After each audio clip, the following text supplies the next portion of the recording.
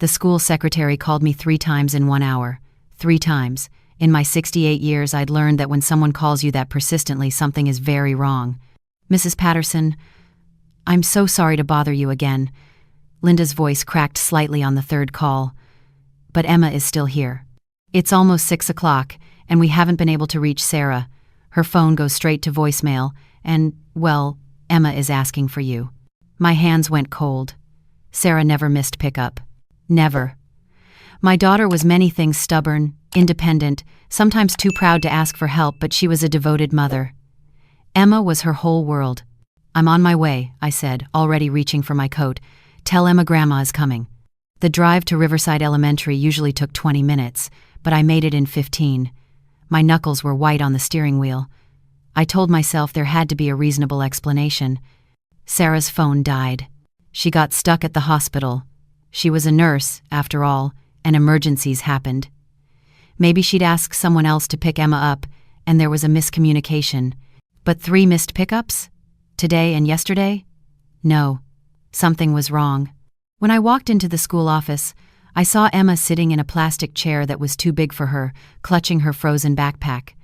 Her small face lit up when she saw me, but there was something else in her eyes. Something that made my stomach drop. Fear. Grandma! She ran to me, and I caught her, feeling how hard she was trembling. It's okay, sweetheart, I whispered, smoothing her dark curls. Grandma's here now. Linda approached, her expression apologetic but concerned. We tried calling Sarah's emergency contacts, but... It's fine, I interrupted gently. I'll take her. I'm going to Sarah's house right now to sort this out. As I buckled Emma into my car, I studied her in the rearview mirror. Honey, do you know where Mommy is?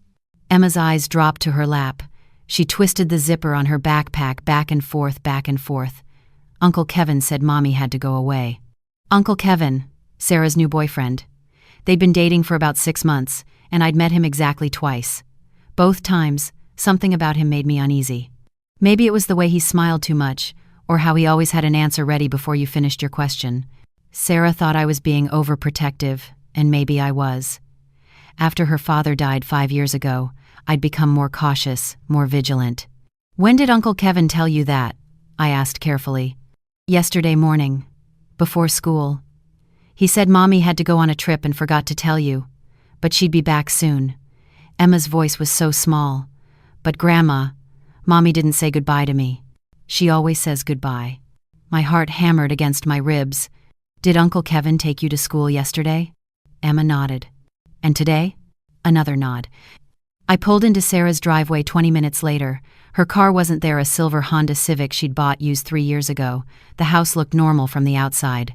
A small ranch style in a quiet neighborhood, the kind of place young single mothers could afford on a nurse's salary. The porch light was on even though it was still evening, and I could see lights inside too. Stay here for just a minute, okay? I told Emma, though every instinct screamed not to leave her alone. Can I come with you? The plea in her voice broke something in me. Of course, baby. I held her hand as we walked to the front door. It opened before I could knock. Kevin stood there in jeans and a t-shirt, looking relaxed. Too relaxed. Margaret, hi. He smiled that smile. I was just about to call you. Sarah asked me to pick up Emma from school, but I got held up at work. Liar. My daughter would never go anywhere without telling me, especially not for 2 days. Where's Sarah? I kept my voice level. She went to visit a friend in Denver. Last-minute thing. She said she tried to call you but couldn't get through. He shrugged, still blocking the doorway. She'll be back in a few days. Every word felt rehearsed. My daughter didn't have friends in Denver, and her phone went to voicemail. She hadn't tried to call me. I'd like to come in and pick up some things for Emma. She'll stay with me until Sarah gets back. Something flickered across Kevin's face. Annoyance? Calculation? But then the smile returned. Sure, of course. Though Sarah did pack a bag for her, I'd still like to come in. He stepped aside, and I walked through with Emma pressed against my side. The house felt wrong. It smelled wrong, not Sarah's usual vanilla candles, but something chemical. Pine Sol, maybe. The living room was too clean. Sarah was tidy, but this was different. This looked scrubbed. Where's the bag Sarah packed? I asked. In Emma's room. I'll grab it. The moment he left, I scanned the space. Sarah's purse sat on the kitchen counter. I walked over, my heart pounding. Inside were her wallet, her ID, her credit cards, and her phone. My daughter would never go on a trip without her phone. "Grandma?" Emma whispered. "I want to go." "We are, sweetheart. Very soon." Kevin returned with a small backpack. "Here you go. Like I said, she'll be back in a few days, so—" "I'm going to need to speak with Sarah directly," I interrupted. "Can you give me the name of the friend she's visiting?" His jaw tightened almost imperceptibly. "Jennifer something? I don't remember her last name." "And you have her number?" "No. Sarah has it in her phone." The phone that was sitting on the kitchen counter. I took the backpack. "Thank you, Kevin. If you hear from Sarah before I do, please have her call me immediately." "Of course." As we walked back to my car, I felt his eyes on us. I buckled Emma in, pulled out of the driveway, and drove 2 blocks before I had to pull over because my hands were shaking so badly. Sarah wasn't on a trip. Something terrible had happened. I knew it the way mothers know when their babies are crying in another room, the way you know when someone you love is in pain even if they're smiling. It was a bone-deep certainty that made me want to scream. Instead, I took out my phone and called 911. "I need to report a missing person." The operator's voice was calm and professional. "How long has this person been missing?" 2 days. "My daughter. She's 35 years old. Her boyfriend claims she went to Denver, but her phone, wallet, and ID are all at home and she hasn't contacted me or her work." "Ma'am, for an adult, we typically require—" "She has a 6-year-old daughter who she would never leave. Please, something is very wrong." There was a pause. "What's your daughter's name?" "Sarah Patterson. She's a nurse at St. Mary's Hospital." "And the address where she was last seen?" I gave them everything. Kevin's full name, Kevin Marshall. The address, the timeline. The operator said an officer would be out to take a statement within the hour and that they'd do a welfare check. But an hour felt like forever. I drove to my house with Emma, and all the way there, I kept looking at her in the rearview mirror. She was so quiet, staring out the window. Too quiet for a 6-year-old. "Emma, honey," I said gently. "Did something happen at home? Before Mommy left?" Her little face crumpled. "I'm not supposed to tell." Ice flooded my veins. "Sweetheart, you can tell Grandma anything. You're not in trouble, I promise." Tears rolled down her cheeks. "Uncle Kevin said if I told, bad things would happen to Mommy." I pulled over again, got out, and climbed into the back seat with her. I unbuckled her seatbelt and pulled her into my arms. "Listen to me, Emma. Nothing you say will hurt Mommy, but not telling might mean we can't help her. Do you understand?" She nodded against my chest. "Can you tell me what happened?"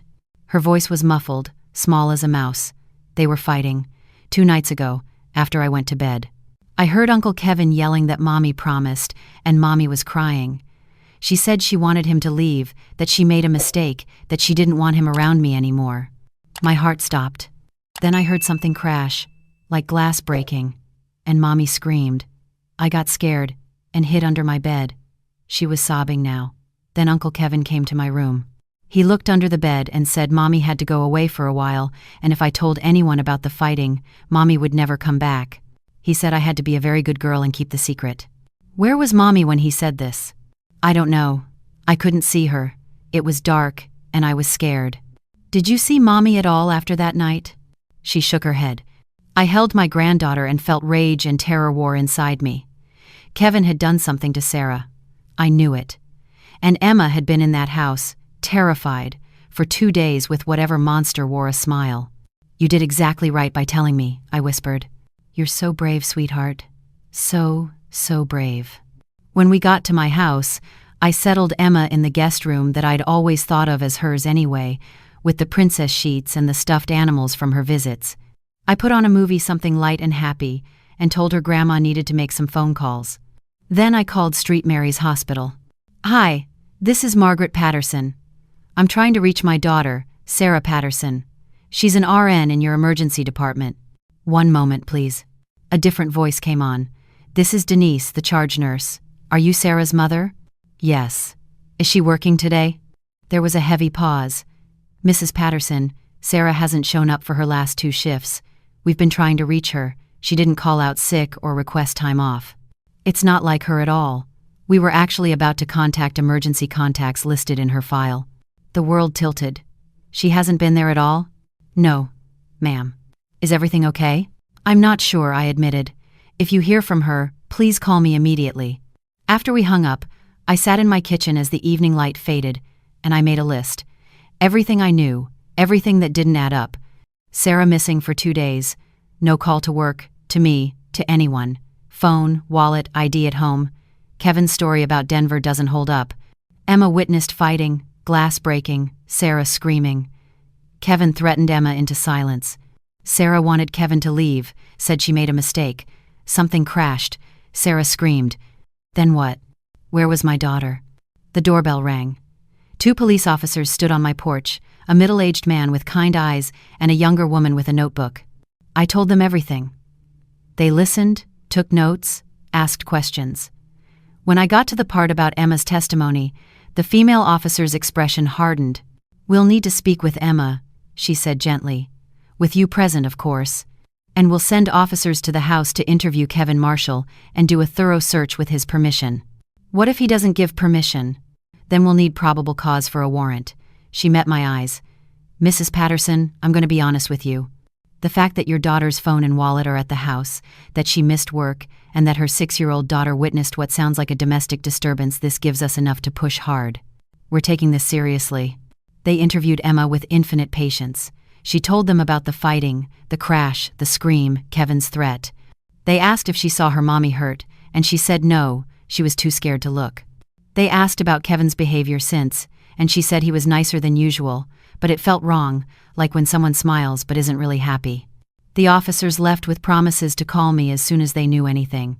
I gave Emma dinner mac and cheese, her favorite, but she barely touched it. I gave her a bath and put her in pajamas and read her 3 stories, and still her eyes wouldn't close. "Is Mommy dead?" she finally whispered. The question gutted me. "I don't know, baby. But I promise you, we're going to find out what happened, and you're safe here with me, no matter what." I should have helped her. "Oh, Emma, no." I pulled her close. "You were protecting yourself. That was the right thing to do. You're 6 years old. It's the grown-up's job to keep you safe, not the other way around." She fell asleep eventually, clutching my hand. I stayed up all night, sitting in the hallway outside her room, my phone on my lap, willing it to ring with good news. It rang at 6:42 in the morning. "Mrs. Patterson? This is Detective Morrison. We executed a search of the residence last night. Kevin Marshall was cooperative, allowed us in without a warrant. We found evidence of a disturbance, glass cleaned up but still in the trash, blood spatter on the kitchen wall that had been wiped but not completely removed. We're treating this as a potential homicide, and Mr. Marshall is currently being questioned." My vision blurred. "Blood? Ma'am, I need to ask you some questions. Did your daughter recently come into any money? Inheritance, insurance payout, anything like that?" The question seemed to come from far away. "Yes. My mother, Sarah's grandmother, passed away 3 months ago. She left Sarah the house she'd been living in. It was paid off, worth about $800,000 in today's market. Sarah was going to sell it and use the money for Emma's college fund. Had she sold it yet?" "Yes. The sale closed 2 weeks ago. The money should have just been deposited." There was a long silence. "Mrs. Patterson, I'm going to be frank with you. We're looking at Kevin Marshall very hard right now. We're checking his background, his financials, his phone records. We're also expanding our search to the surrounding area. Have you thought of any places your daughter might go? Any favorite spots? Friends' houses? Anything?" "There's a lake, about 40 minutes north, Clearwater Lake. Sarah used to take Emma there for picnics, but if she went there, she would have her phone, her wallet. She's not there voluntarily. We'll check it. I'll call you as soon as I have any updates." The next hours passed in a haze. I made breakfast for Emma. I called my sister, and she came over to sit with us. I tried to be normal, but my hands wouldn't stop shaking. The phone rang again at 2 in the afternoon. "Mrs. Patterson." Detective Morrison's voice was heavy. "We need you to come down to the station. We've found a vehicle matching your daughter's description. It's in Clearwater Lake. We're bringing it up now." The world stopped spinning. "Is she?" I couldn't finish the question. "I can't give you information yet, but I think you should come down. And Mrs. Patterson? You might want to arrange for your sister to stay with Emma." I knew then. I knew before they pulled Sarah's Honda from the lake. I knew before they found her body in the driver's seat, still buckled in, her purse on the passenger seat like she'd been driving somewhere normal. I knew before the medical examiner determined she'd died from blunt force trauma to the head, not drowning, which meant she was already dead when the car went into the water. Kevin had killed my daughter. Then he'd driven her car to the lake in the dead of night and pushed it in, staging it to look like she'd driven off the road. He'd gone back to the house, cleaned up the blood, packed a bag for Emma to make it look like Sarah had planned to leave. He'd kept Emma there for 2 days, threatening her into silence, probably trying to figure out his next move. Why? The detective laid it out for me. Kevin had convinced Sarah to add him to her bank account just last week, claiming it would be easier for household expenses. He'd thought he could access the inheritance money if she was gone. He didn't know that, with a suspicious death, all financials would be frozen pending investigation. He'd killed her for $800,000. The money my mother had carefully saved her whole life, the money meant to give Emma a future, and instead, it had gotten Sarah killed. They arrested Kevin that evening. He tried to claim it was an accident, that they'd argued, that she'd fallen and hit her head on the kitchen counter. He'd panicked and didn't know what to do, so he'd put her in the car and driven to the lake. The story fell apart under questioning. The angle of the head wound didn't match a fall. His phone's GPS showed he'd gone to the lake, then to a hardware store to buy cleaning supplies, then back to the house. He'd researched how long until someone is declared dead and life insurance beneficiary rights on his computer. The trial took 8 months. 8 months of reliving it, of Emma being evaluated by child psychologists, of sitting in courtrooms while lawyers argued over the admissibility of evidence. I was granted guardianship of Emma immediately, and Kevin's attorney tried to claim that Emma's testimony was unreliable because she was so young and traumatized. But in the end, the evidence was overwhelming. Kevin Marshall was convicted of second-degree murder and sentenced to 30 years to life. I didn't feel victorious. I felt hollow. Emma and I moved through the next year like ghosts. We went to therapy together and separately. She had nightmares where she'd wake up screaming, thinking Kevin was in the house. I had days where I couldn't get out of bed, couldn't believe Sarah was really gone, couldn't forgive myself for not seeing what Kevin was earlier. But children are resilient in ways that shame us. Slowly, Emma started to smile again. She made a friend at school. She asked if she could take ballet lessons. She stopped crying every night. I sold my house and Sarah's house and bought a new one in a different neighborhood, a fresh start for both of us. I used some of the money to set up Emma's college fund, the one Sarah had wanted. The rest I put away, determined that Emma would grow up secure and loved and never ever have to want for anything. This December, 2 years after Sarah died, Emma and I made gingerbread houses. We used way too much frosting, and the roofs kept sliding off, and we laughed. Actually laughed. "Grandma?" Emma asked, carefully placing a gumdrop on her lopsided roof. "Do you think Mommy can see us?" The question didn't hurt quite as much as it used to. "I do, sweetheart. I think she's so proud of you. I miss her." "I miss her too. Every single day." Emma was quiet for a moment, concentrating on her gingerbread. Then she looked up at me with those eyes that were so much like Sarah's. "But I'm glad I have you." I pulled her into a hug, this brave, beautiful girl who'd survived something no child should have to. "And I'm glad I have you, Emma. Always." The story doesn't have a happy ending. Sarah is gone, and nothing will bring her back. Kevin stole her future, and Emma's chance to grow up with her mother, and my chance to watch my daughter grow old. But Emma and I are building something new. Not better, nothing could be better than having Sarah here, but something that honors her memory. A life where Emma feels safe, where she knows she's loved unconditionally, where she doesn't have to keep any secrets or be afraid. Some nights, when Emma is asleep, I sit in the room that used to be Sarah's childhood bedroom, the one I'd kept exactly the same for all these years, and I talk to my daughter. I tell her about Emma's ballet recital, about how she got an A on her spelling test, about the way she wrinkles her nose when she laughs, just like Sarah used to. I tell her I'm sorry I didn't protect her from Kevin. I tell her I'm doing my best with Emma, though I'm terrified I'm not enough. I tell her I love her. I miss her. I will never, ever forget her. And sometimes, in the quiet darkness, I could swear I feel her there. A mother's presence, watching over her daughter and granddaughter. We're survivors, Emma and I. We're the ones who have to live with the weight of what Kevin took from us. But we're also the ones who get to carry Sarah forward in Emma's smile, in the stories we tell, in the kindness we show others because we know how cruel the world can be. 3 calls from an elementary school secretary. That's all it took to unravel everything. 3 calls that led me to discover my daughter had been murdered, that my granddaughter had been traumatized, that a monster had been living in Sarah's house. But those 3 calls also saved Emma.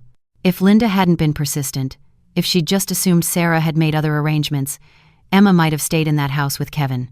He might have hurt her too. He might have gotten away with it. I think about that sometimes, the fragile thread of circumstances that led to justice. How easily it could have gone differently. How lucky we were, in the midst of such terrible loss, that someone cared enough to keep calling. Now, when my phone rings, my heart still jumps. But Emma is safe in the next room, doing homework or watching cartoons or playing with dolls. She's here, she's healing, she's becoming the person Sarah would have wanted her to be. And that has to be enough. Because it's all we have left, Emma and me, protecting each other, loving each other, surviving together, building a life from the ashes of the one Kevin destroyed. Making sure Sarah's death wasn't meaningless by giving Emma the best life we possibly can. That's my promise to my daughter. That's what keeps me going on the hard days. Emma will know she's loved. She'll know she's safe. She'll know her mother adored her and would have given anything to stay. And Kevin Marshall will rot in prison, knowing he threw away his freedom for money he never even got to touch. That's not justice. Not really. But it's something. And for now, it has to be enough.